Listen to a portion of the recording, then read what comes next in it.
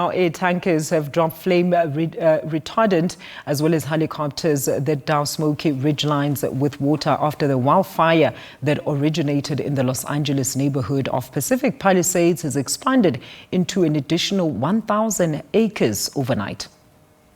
Officials said the Palisades fire had spread into the Manville Canyon neighborhood. It also threatened to jump into Brentwood, which is an upscale neighborhood where celebrities live and play. Firefighters stood on guard to protect homes in Manville Canyon as part of a full-scale firefighting effort, with potential worsening weather conditions over the next 72 hours that could further stoke the blaze. The Palisade fire was 11% contained and had burned over 22,000 acres or 8,900 hectares last night. We're going to stay with that story. Let's now bring in Dr Thelela Ngcetane-Vika, who's an international law, security studies and global governance academic from the Wits School of Governance, in order to help us understand the gravity of these fires from a geopolitical point of view, as well as the preparations for the inauguration of Donald Trump come Monday, the 20th of January. Thank you so much, Doctor, for joining us. Compliments of the season. So, as the world watches the serious devastation in Los Angeles, where many properties were destroyed and entire neighborhoods razed to the ground, looking at the geopolitical stance and standing of the United States, how have you seen the international community reacting to what is currently happening there? Are you seeing a willingness to step in and assist with aid, or some just don't want to be involved due to recent developments and pronouncement by the US? Yes, good afternoon to your viewers, SABC, and fortunately I'm tuning in from the United States, so I've got sort of a on-the-ground insight on the matter. Well, there are a number of things. When you look at the wildfires from the United States, especially Southern California, and you look at the global reaction, it's mixed, and it's mixed within that bag of geopolitical dynamics, given the incoming, dynamic of President Donald Trump, but also given the fact that there is a dynamic of its celebrities' homes in the main.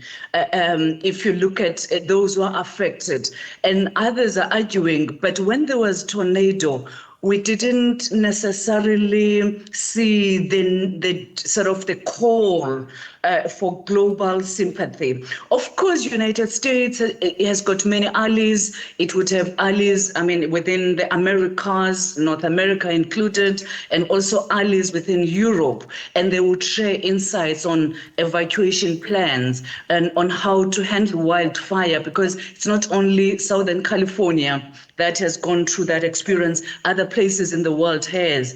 But it finds itself within the 9 days or 8 even of the incoming president. Hence, if you are following President Donald Trump, he was criticizing Governor Newsom of California on what he termed the bad handling of these wildfires. So you can see the political dynamics are already finding expression in that. Absolutely, Doctor. And it reminds me about the criticism on the U.S. itself about how it was actually reacting to the recent floods there in Northern Carolina. You spoke about global sympathy there. One can't help but notice, especially on social media, although many sympathize with the fires, but there is a voice that also highlights the devastation in Gaza. So one has to ask, is it all fair to compare these two cases?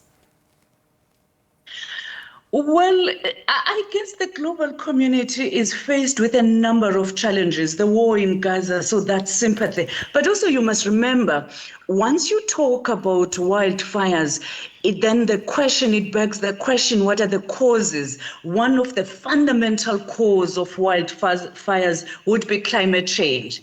When we talk about climate change with an incoming presidency of Donald Trump, then you have already a geopolitical dynamic emerging. If you look at the Paris agreement, climate agreement, which was signed by President Obama, with Trump was, sort of anti it.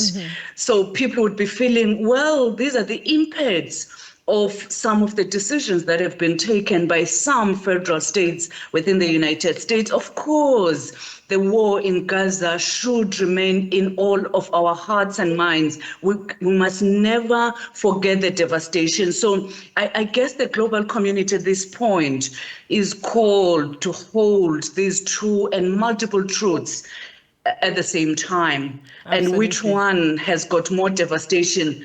I guess it would be unfair to put them on a scale. And we know Trump is not necessarily... Wars are incredible, devastating. Absolutely, Yes. Doctor. We know that the incoming Donald Trump is not a very verbal advocate for climate change as well. So just days ago, the U.S. Congress also voted to sanction the ICC for its action against Netanyahu and his defense minister. How is this decision, Doctor, going to affect geopolitics and the U.S. foreign policy with its partners who are actual signatories to the International Criminal Court? I guess to understand that decision, one has to go back and understand the dynamics within the bodies of the United Nations, including the ICC, the Criminal Court, and amongst others, and how much powers, the veto powers, the 5 countries, your United States, France, Germany, and others, that Europe bloc, including the US, it always falls into that dynamic, whether they want to do something. And it also talks to the hypocrisy in the global democracy, the hypocrisy in the security sector of the global architecture. And this is why often when you look at Netanyahu and the United States dynamics, they would never necessarily side with the Palestinians because their interests are more aligned with the Netanyahu government. Very interesting views indeed, Dr. And I still see you continued thinking about what such dynamics would actually entail. But let's wrap up our very great discussion by talking about the build-up to the inauguration of Donald Trump on the 20th of January. You were promising us a first-hand account of what you're currently observing in your visit to the States. What have you observed? I mean, it's a reflection of the politics building up to the elections. Of course, your Democrats are still reeling from the loss. I mean, it was an enormous one, especially that they had lost about the 5 swing states, which is a huge loss, and it's very seminal. Of course, the Republicans, the MAGA especially group, are excited to have their president coming back to the White House. So the dynamics on the ground are still that, but those in Senate, if you had watched the video from the Senate, Democrat Senate, they are vowing to fight as much as they can. Of course, we will be watching because it's going to be very difficult for Democrats. The Republicans have won the White House, they've won the Congress, they've won the Senate. So it's going to be it's going to be a numbers fight. But some of the numbers are very close in margin, and maybe some, decisions will be made in Congress and in the Senate. And also with a in South Africa, we will be waiting for. We'll be waiting for the G20 and whether Donald Trump will be coming to South Africa or not. Well, we'll be watching. The criminally convicted Donald Trump that should be taking his place in office on the 20th. Doctor, thank you so much. What a great discussion. That is Dr. Thelela Ngcetane-Vika there from the Wits School of Governance, just talking to us about various developments pertaining to the United States, at the top of which is, of course, that sanction of the ICC, as well as the upcoming inauguration of President-elect Donald Trump.